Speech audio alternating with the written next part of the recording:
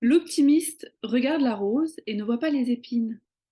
Le pessimiste regarde les épines et ne voit pas la rose. Donc, je dirais comme phrase du jour, optimiste et pessimiste sont également nécessaires à la société. L'optimiste invente l'avion et le pessimiste invente le parachute. Pas mal, ça. Euh, Je mets une réunion avec moi-même. Je mets un rendez-vous sans indiquer le pourquoi. Je mets des auto-réunions et c'est salvateur. Les coachs sportifs le disent souvent, noter sa séance de sport dans l'agenda permet de planifier sa journée, de ne pas l'esquiver. Faites-en de même pour les temps pour vous. Si dans certaines entreprises, vous êtes obligé de le coacher pour éviter la... Pardon, si dans certaines entreprises, vous êtes obligé de le cacher pour éviter la question, c'est un truc pro ou perso. Je peux te mettre quelque chose à la place. D'autres entreprises logicielles proposent aux collaborateurs l'option de bloquer un créneau pour eux-mêmes.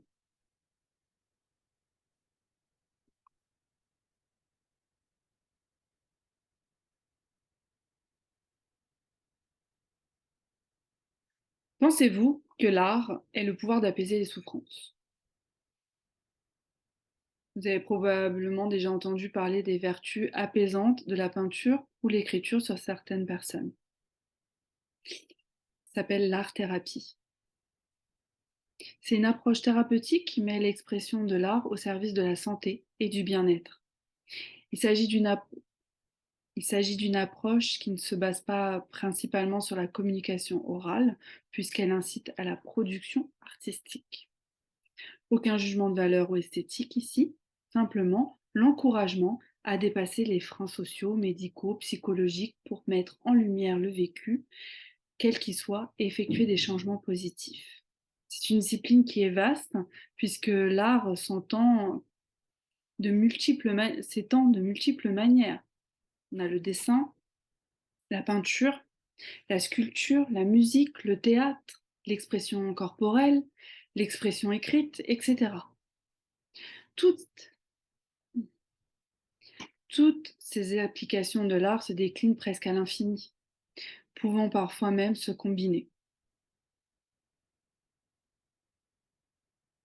D'ailleurs, de nombreuses études scientifiques l'ont démontré, les bénéfices de l'art-thérapie sur différentes pathologies.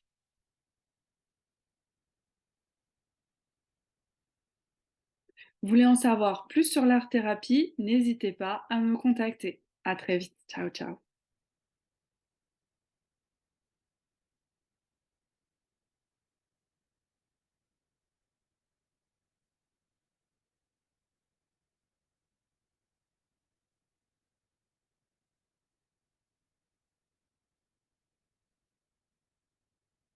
Ouais, la boîte à bonheur, c'est ça. Ok. Bonjour tout le monde, aujourd'hui j'aimerais vous parler de la boîte à bonheur. Mais qu'est-ce que c'est? Alors si vous cherchez un nouveau rituel pour transformer radicalement votre vie, eh bien je vous suggère de commencer une pratique sur le bonheur. C'est la chose la plus simple au monde chaque jour. Vous allez écrire les moments les plus heureux que vous avez vécus et vous allez les déposer dans une boîte. Vous serez surpris de découvrir les moments de joie qu'il y a dans votre vie, même dans les périodes les plus tristes, et vous serez impressionné de voir comment certains moments nous paraissent insignifiants.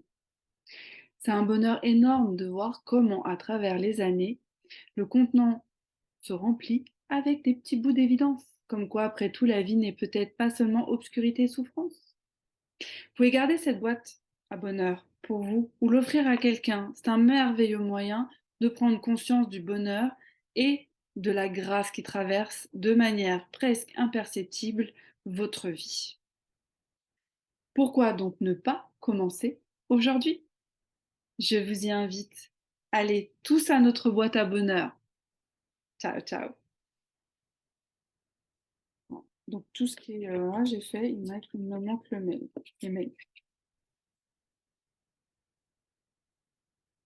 Ça fait beaucoup de choses quand même, hein. Alors là, attends, je vais faire ça. Et surtout, n'oubliez pas de vous abonner, de liker, partager, commenter et d'en parler à votre coiffeur. Allez, ciao, ciao!